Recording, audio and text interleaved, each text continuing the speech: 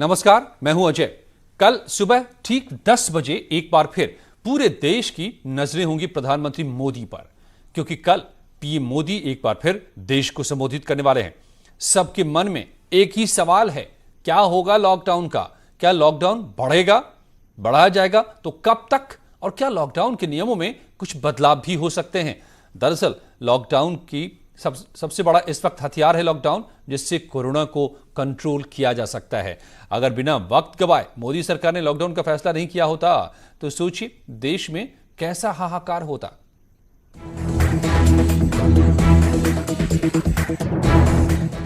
Lockdown ने बचाई हिंदुस्तान की जान।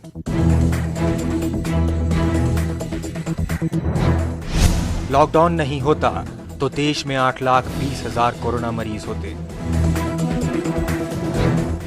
लॉकडाउन नहीं होता तो मर जाते लाखों लोग।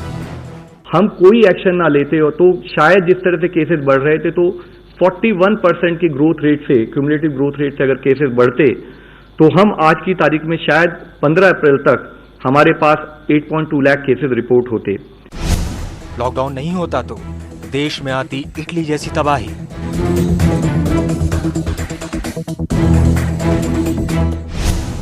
लॉकडाउन नहीं होता तो देश में अमेरिका जैसे हालात हो जाते। लॉकडाउन नहीं होता तो पूरा देश हॉटस्पॉट बन जाता।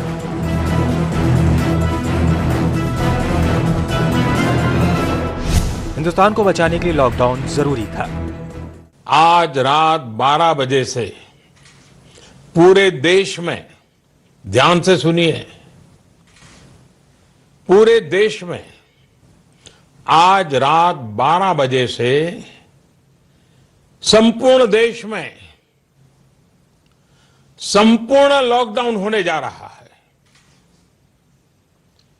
हिंदुस्तान को बचाने के लिए, हिंदुस्तान के हर नागरिक को बचाने के लिए, आपको बचाने के लिए, आपके परिवार को बचाने के लिए आज रात 12 बजे से घरों से बाहर निकलने पर पूरी तरह पाबंदी लगाई जा रही है। कल पीएम मोदी फिर राष्ट्र को संबोधित करेंगे।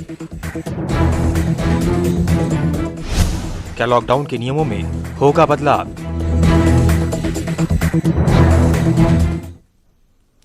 तो दो बड़े सवाल हैं इस वक्त कि क्या लॉकडाउन खत्म होगा या बढ़ाने का ऐलान करेंगे पीएम मोदी, और दूसरा सवाल सबके मन में है कि क्या लॉकडाउन अगर बढ़ा भी, जिसके आसार ज्यादा हैं, तो वैसा ही लॉकडाउन होगा जैसे पिछले 3 हफ्तों में रहा है, या फिर उसमें कुछ बदलाव भी हो सकता है।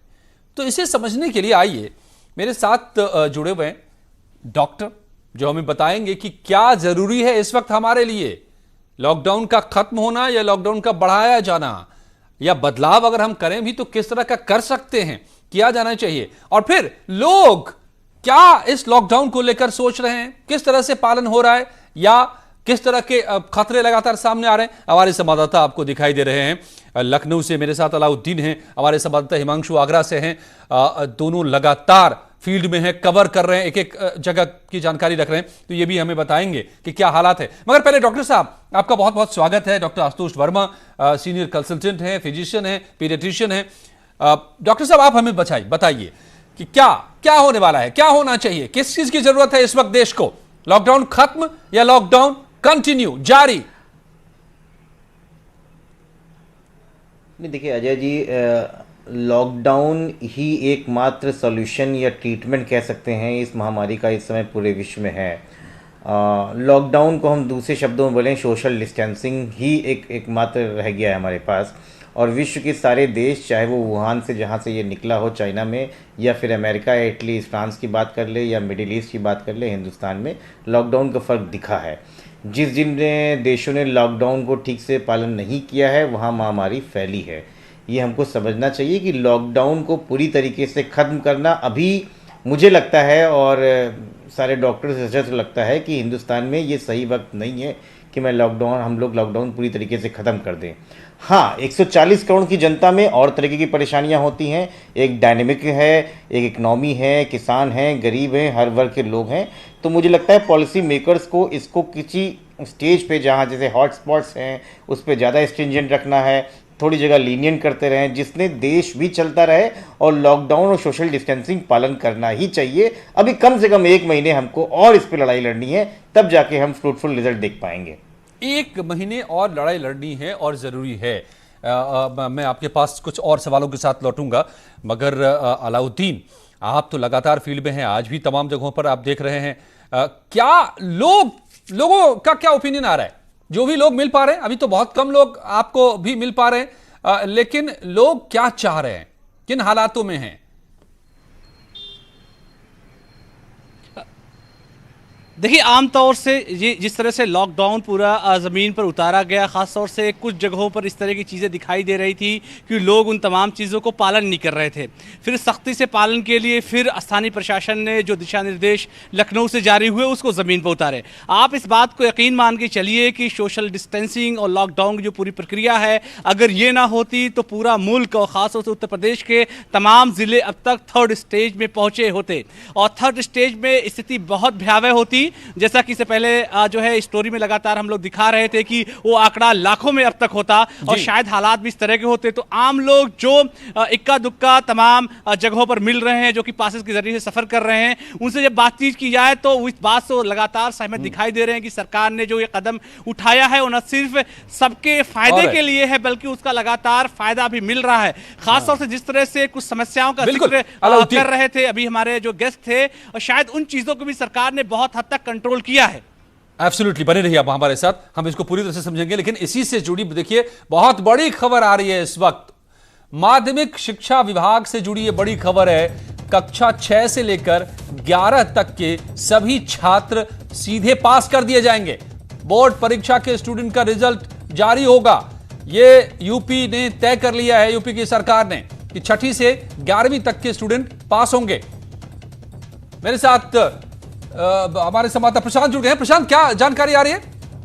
जी बिल्कुल, ये सत्र को नियमित रखने के लिए अजय ये फैसला माध्यमिक शिक्षा परिषद के द्वारा लिया गया है, जिसमें कक्षा 6, 7, 8, 9 और 11वीं की बच्चों को पूरी तरीके से पास कर दिया जाएगा। इसमें सत्र को सिर्फ नियमित रखने की बात है, क्योंकि कोरोना की वजह से सत्र काफी पीछे का चला जाए और साथ ही साथ जो बच्चे हैं वो आगे जो आगामी सत्र है उसमें उनके जो है सिलेबस ना छूटे, क्योंकि बड़ा कम समय मिलेगा उनको सिलेबस को पूर्ण करने के लिए। ऐसे में ये माध्यमिक शिक्षा परिषद ने ये फैसला लिया है, जिसमें कक्षा 6 से बोर्ड की सारी कक्षाओं को 10 और 12वीं को छोड़ करके बाकी 6 से लेकर 11वीं तक के सारे बच्चों को प्रोन्नत कर दिया जाएगा। अजय, इसमें बस सत्र को नियमित रखने के लिए इसके लिए प्रमुख सचिव आराधना शुक्ला ने आदेश भी निर्गत कर दिया है और साथ ही साथ सभी डीआईओएस को इस विषय में सूचना भी दे दी गई है, जिससे कि लॉकडाउन खुलने के बाद में जैसे ही शैक्षिक सत्र शुरू होते हैं तुरंत उससे जो है बच्चों को इत्तला करने के बाद नए सिलेबस की तैयारियों में वो लग जाए, जिससे जो सत्र है वो उनका छूटे ना, साथ ही साथ सिलेबस भी पूर्ण कराया जा सके समय से। बिल्कुल, तो आप जो कह रहे हैं इसमें अंडरलाइन करने की जरूरत यह है कि 6ठी, 7वीं, 8वीं, 9वीं और 11वीं के स्टूडेंट पास कर दिए जाएंगे, लेकिन 10वीं जिसमें बोर्ड होता है और 12वीं जिसमें बोर्ड इम्तिहान होता है उनको नहीं ये सुविधा दी जा रही है। तो उनके लिए क्या होगा? जी, उनके लिए तो तय समय पर उनकी परीक्षाएं होंगी, क्योंकि बोर्ड का प्रश्न है तो तय समय पर उनको परीक्षाएं देनी होंगी। जो इस बार 9 से 10 में गए होंगे या जो 11वीं से 12वीं में गए होंगे वो तय समय पर बोर्ड की परीक्षाएं देंगे, उसके बाद ही उसपे जो रिजल्ट है वो उस तरीके से जो कार्रवाई है वो चलेगी। लेकिन सत्र नियमित रखने के लिए ये कदम उठाया गया है, कोरोना की वजह से जो सत्र पीछे हो गया था, बच्चों का सिलेबस समय से पूर्ण कराया जा सके। अजय, धन्यवाद प्रशांत, आपका बहुत बड़ी खबर आप बता रहे हैं कि 6ठी, 7वीं, 8वीं, 9वीं और 11वीं के छात्रों को बिना इम्तिहान लिए, बिना परीक्षा लिए सीधे पास कर दिया जाएगा, ताकि अगली कक्षा में जाएं, वो आगे पढ़ाई जारी रह सके, सत्र में देर नहीं हो, क्योंकि इस दौरान लॉकडाउन के दौरान पढ़ाई हो नहीं पा रही है, इम्तिहान हो नहीं पा रहे। मगर बोर्ड के इम्तिहान होंगे 10वीं और 12वीं के, वो तय किया जाएगा वक्त कि कब होना है। तो धन्यवाद प्रशांत आपका इस अहम जानकारी के लिए। और हम इसी पर बात कर रहे हैं कि अभी हम थमे हैं कोरोना की वजह से, वक्त नहीं थम गया है और वक्त के साथ हमें चलना ही होगा। आज न कल जब सब कुछ ठीक होगा तो वो भी हालात बनाए जा रहे हैं। इम्तिहान के बारे में जो बताया गया अभी और जो अलाउद्दीन बता रहे थे, डॉक्टर साहब आपने एक इशारा, 2 बातें साफ कर दी, और जो लव अग्रवाल साहब जो हमारे हेल्थ सेक्रेटरी हैं देश के, वो भी बता रहे थे कि अगर लॉकडाउन नहीं किया गया होता पिछले 21 दिनों में तो 8 लाख से ज्यादा मरीज हमारे पास होते हिंदुस्तान में अब तक। एक आंकड़े से हो सकता है ये और ज्यादा होते या क्या होता, मगर आप कह रहे हैं कि हां हर जगह उस सख्ती की जरूरत नहीं होगी शायद। जो दूसरा मेरा सवाल था कि किस तरह का लॉकडाउन हो, पिछले 21 दिनों की तरह कि बिल्कुल ठप या पॉकेट वाइज, कैसा रखा जाए? डॉक्टर आशुतोष। देखिए अजय जी, हिंदुस्तान में जो पहला मरीज पकड़ा गया था वो 30 जनवरी को आया था। और लॉकडाउन अगर हम लोग देखें तो जो केसेस हैं वो 30 जनवरी के बाद 2 फरवरी को मिला, 3 फरवरी को मिला, फिर कुछ डे का गैप हुआ और लगभग 20-22 फरवरी तक ये लगभग 22-25 केसेस हो चुके हुए थे। इसका मतलब ये कोरोना वायरस एक दूसरे से ट्रांसमिशन होकर फैल रहा था। अब धीरे धीरे, क्योंकि हम लोगों को डर है कि ये कम्युनिटी ट्रांसमिशन ना हो, इसलिए शुरुआती दौर में स्ट्रिंजेंट और अच्छे तरीके से लॉकडाउन की ज़रूरत थी जो देश ने दिखाया। मुझे लगता है कि क्योंकि लगातार हम लोग ये भी देख रहे हैं कि देश की बाकी समस्याओं के साथ में हो रहा है, ऐसा नहीं है क्योंकि मार्च अप्रैल का महीना आ रहा है तो हिंदुस्तान की आधी से ज़्यादा आबादी गाँव में रहती हैं, वहाँ डिफरेंट तरीके की बीमारियाँ भी होती हैं, कई इन्फेक्शंस भी होते हैं, उसको भी ना भूल जाएं, वो भी सेहत में रहते हैं, कुछ अलग तरीके की अर्थव्यवस्था की परेशानी है। तो जहाँ हॉट स्पॉट हैं उसकी परिधि में आए हुए चीज़ों को तो 100% कर्फ्यू की तरीके से काम करना चाहिए, इसमें कोई दो राय नहीं है। लेकिन जब हम इतने बड़े देश की बात करते हैं, देखिए अमेरिका एक 30 करोड़ की जनसंख्या का देश है, हम 140 करोड़ के हैं। उन्होंने गलती करी, हमें सीखना चाहिए। और हमारे देश ने बहुत संयम रखा है इस लॉकडाउन के समय में कि साथ दिया। और अभी कल ही रिपोर्ट आई है कि बिल्कुल फ्लैट तो नहीं लेकिन फ्लैट की तरफ कर्व जाने लगा है। इसका मतलब अगर हम चाहें तो थोड़ी सी अपने ऊपर संयम रखते हुए, लॉकडाउन और सोशल डिस्टेंसिंग का फायदा उठाते हुए थोड़ी लीनियंसी बरत सकते हैं, लेकिन एक निश्चित दौर में, एक निश्चित तरीके से। अगर जरा से भी ढील होगी तो फिर खामियाजा बड़ा भुगतना पड़ेगा। मतलब ये नहीं हमें समझ लेना चाहिए कि अगर हमारे देश में इटली या स्पेन या अमेरिका या चीन की तरह मामले नहीं हुए तो इसका मतलब हम बच गए। ये ऐसा नहीं समझना चाहिए डॉक्टर अभिषेक। हमें समझना चाहिए कि हम अभी तक बिल्कुल सख्ती से रख रहे हैं खुद को, तो हम बच पा रहे हैं। सख्ती हटी और फिर बीमारी फैली, ये तय। जी अजय जी, इसको मैं एक चीज और बताना चाहूंगा कि जब ये अमेरिका में, जब ये अभी रिसेंटली चाइना ने इसके कोविड-19 का जो वायरस है, इसके 3 स्ट्रेन दिए हैं, ए, बी और सी। और जो बोला था, जो इसका स्ट्रेन अमेरिका में पहली बार पहुंचा था वो इतना तेज या खतरनाक नहीं था, लेकिन जो यूरोप में था और जो चाइना में था वो खतरनाक था। लेकिन यूरोप से आने वाले लोग जब अमेरिका में गए तो उन्होंने वो खतरनाक वायरस का स्ट्रेन वहाँ पे दिया, जिससे बहुत तेजी से लिए। और वहाँ की गवर्नमेंट ने शायद लॉकडाउन को उतनी सीरियसली नहीं लिया और बहुत देर में उसका ऑर्डर दिया, जिसकी वजह से ये परेशानी हुई है। हिंदुस्तान में एक सही समय पे लिया गया है। मुझे लगता है अगर थोड़ा सा और पहले ले लेते कुछ और भी अच्छे रिजल्ट आते, लेकिन वक्त हमारे पास है। हम अभी भी संयम रखें, हम इससे जीत सकते हैं, इस सोशल डिस्टेंसिंग को अच्छी तरीके से पालन करके। तो सारा पर्पस यही है। लॉकडाउन का मतलब ये नहीं है कि आपको घरों में कैद कर दिया गया है, हमें घरों में कैद कर दिया गया है। लॉकडाउन का सिर्फ इतना मतलब है कि हम एक दूसरे से दूर बने रहे बस, और आप तक तमाम सुविधाएं। हिमांशु, मगर जो डॉक्टर साहब कह रहे हैं कि अगर हम वो तहजीब अपनी में ले आए, हम एक दूसरे से दूर रहें, हम साफ सफाई का ध्यान रखने लगे। अब बहुत बार सभी कह रहे हैं, मैं बार बार यहां बैठे कहता रहता हूं, पूरा देश कह रहे हैं, प्रधानमंत्री कह रहे हैं आकर के सामने, क्या लोग ऐसा कर पा रहे हैं, सीख पा रहे हैं? क्योंकि आपकी कई रिपोर्ट्स ऐसी आई हैं जो परेशान करती हैं हमें। जी बिल्कुल, ये सच है कि जो इस समय हो रहा है लॉकडाउन के बाद, ये हमें नियमित अपनाना पड़ेगा। अब जो तंग गलियां हैं, जहाँ कुछ इलाके ऐसे हैं जहाँ एक कमरे में 8 लोग रहते, 6 लोग रहते, उनके लिए ज़रूर मुश्किलें पैदा हुई हैं। लेकिन ये ज़िंदगी बचाने का सवाल है और ये लाख जो है मौत पर लगाना है। तो दावे के साथ हम ये कह सकते हैं अजय जी कि अगर लॉकडाउन सख्ती से पालन ना हुआ होता तो आगरा चीन का वुहान हो गया होता। वुहान जैसे हालात यहाँ होते, क्योंकि 138 मरीज मिल चुके हैं और जमातियों ने जो हालात यहाँ पैदा किए थे, कितने न जाने कितने हजार लोग अब तक यहाँ कोरोना पॉजिटिव होते, ये संख्या सैकड़ों में नहीं हजारों में होती।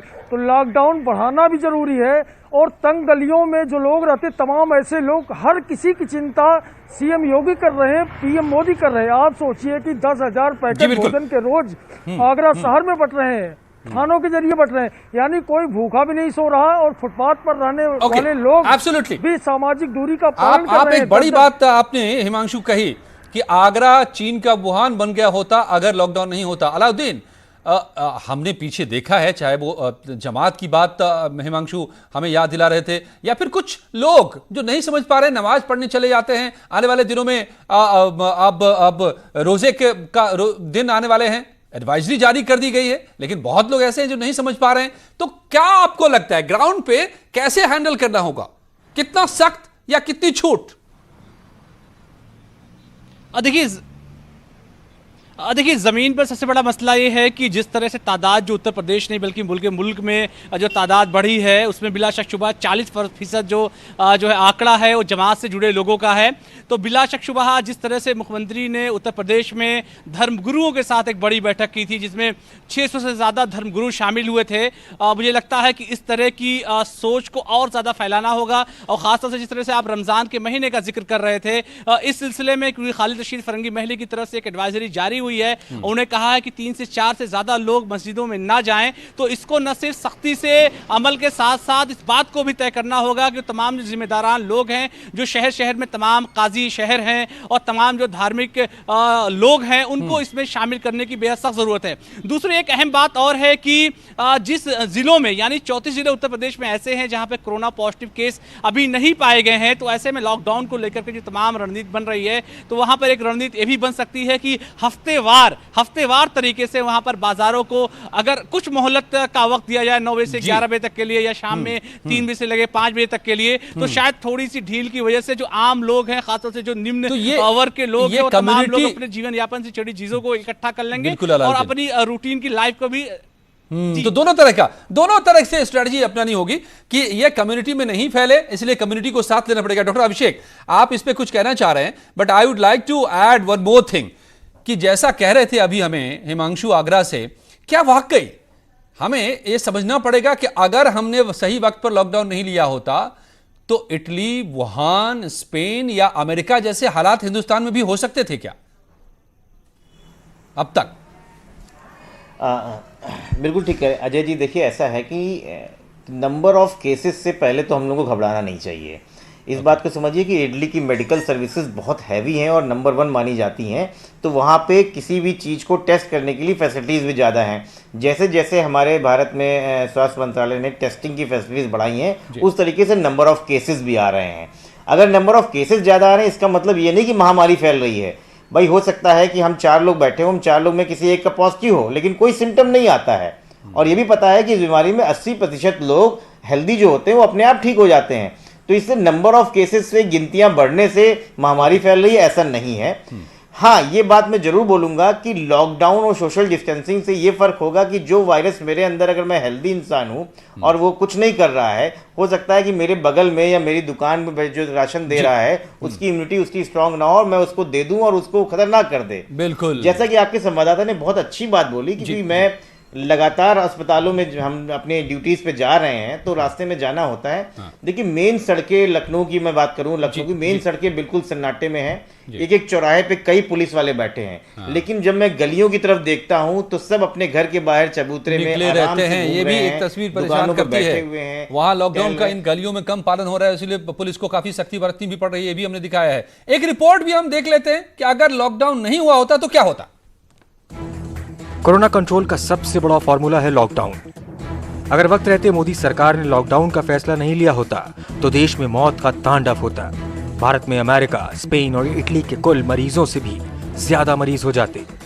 एक कोरोना मरीज 30 दिनों में 406 लोगों को संक्रमित कर सकता है, लेकिन लॉकडाउन के बाद कोरोना मरीज सिर्फ 2.5 लोगों को ही संक्रमित कर सकता है। साफ है, लॉकडाउन के कारण भारत में हालात खराब होने से बच गए। अगर लॉकडाउन नहीं किया जाता तो जमातियों की वजह से फैल रहे कोरोना के मामले कई गुना तेजी से फैलते। भारत में लॉकडाउन की पूरी दुनिया की तरफ से तारीफ की जा रही है। इटली, स्पेन और अमेरिका ने मामलों को गंभीरता से नहीं लिया और लॉकडाउन नहीं किया। इसी का नतीजा है कि अमेरिका जैसे देश में आज कोरोना मरीजों की संख्या 5.5 लाख से ज्यादा हो चुकी है। मोदी सरकार के फैसले और योगी सरकार की मेहनत ने देश और प्रदेश के कोरोना के मामलों की रफ्तार पर ब्रेक तो लगा दी है, लेकिन कोरोना को पूरी तरह कंट्रोल करने के लिए लॉकडाउन बढ़ाना जरूरी है। कई मुख्यमंत्रियों ने भी लॉकडाउन की सिफारिश की है। अब पूरे देश की नजर पीएम मोदी के कल होने वाले संबोधन पर है। Bureau report, news 18। प्रीति श्रीवास्तव नोएडा से भी जुड़ी हुई हमारे साथ। प्रीति, तो क्या नोएडा के हालात क्या हैं? यहां पर तो हॉटस्पॉट ये बन चुका है, यहां पर आपको कोई आसार लग रहे हैं कि अगर ढील कहीं दी भी गई तो नोएडा में ये मुमकिन है क्या अभी फिलहाल, नोएडा, गाजियाबाद, एनसीआर के इलाके में?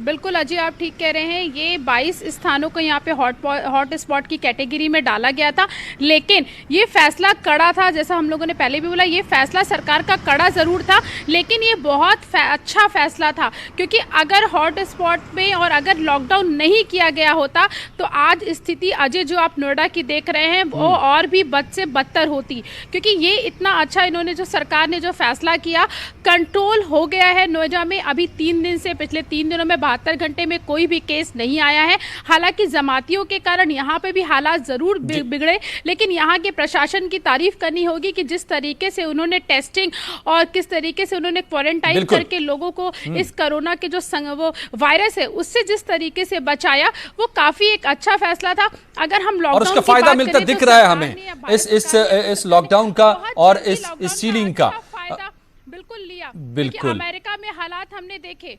बिल्कुल। Doctor Abhishek, final question from you. बिल्कुल समय खत्म हो रहा है। सो आपका ओपिनियन तो साफ है कि लॉकडाउन अभी कंटिन्यू रख रहे हैं, लेकिन जनता के लिए, लोगों के लिए जो घर से लड़ रहे हैं, आप लोग फ्रंट में लड़ रहे हैं और घर में बैठकर लोग लड़ रहे हैं, क्या कहेंगे उनको आप? वो कैसे लें आगे? अगर लॉकडाउन बढ़ाया जाता है तो उसको किस तरह से समझें? अजय जी, पहले तो मैं आपके चैनल के माध्यम से सबको ये बताना चाहता हूँ कि ये लड़ाई किसी एक प्रशासन की नहीं है, किसी एक पॉलिटिशियन या पॉलिटिकल पार्टी की नहीं है, किसी सरकार की नहीं है। लड़ाई इस देश में रहने वाले 140 करोड़ की लड़ाई है, और ये संयम, ये डिसिप्लिन, ये आपको रखना है। कोई आपको सिखा के ये छड़ी लेके बता नहीं सकता है कि सोशल डिस्टेंसिंग क्या होती है, ये आपको समझना है। जिस दिन आप ये समझ जाएंगे, अपने 24 घंटे में आप कम से कम जो एक्टिव घंटे हैं 17-18 घंटे उसमें सोशल डिस्टेंसिंग फॉलो कर लेंगे, कोरोना कोई भी ऐसी इन्फेक्शन डिसीज़ कहीं भी नहीं फैलेगी। तो आप समझिए, लॉकडाउन आपके लिए ही किया जा रहा है। लॉकडाउन से हम सब के लिए फ़ायदे हैं, हमारे आगे आने वाली पीढ़ी के लिए फ़ायदे हैं, और हम शायद विश्व में एक ऐसा कीर्तिमान स्थापित करेंगे जो शायद अभी किसी ने नहीं किया है। और उस तरफ हम बढ़ते नजर आ रहे हैं। हम कोरोना को बहुत हद तक मात दे रहे हैं, और इसमें हर एक आपका योगदान है, जिन्होंने लड़ाई लड़ी है घर बैठकर या फिर फ्रंट में आकर। तो अभी लड़ते हैं, ये जंग खत्म हुई नहीं है, इसे और आगे बढ़ाना पड़ेगा। फिलहाल तो यही आसार लग रहे हैं, हमें इंतजार करना होगा कि प्राइम मिनिस्टर क्या कहते हैं। लेकिन यहां पर जारी है खबरों का सिलसिला।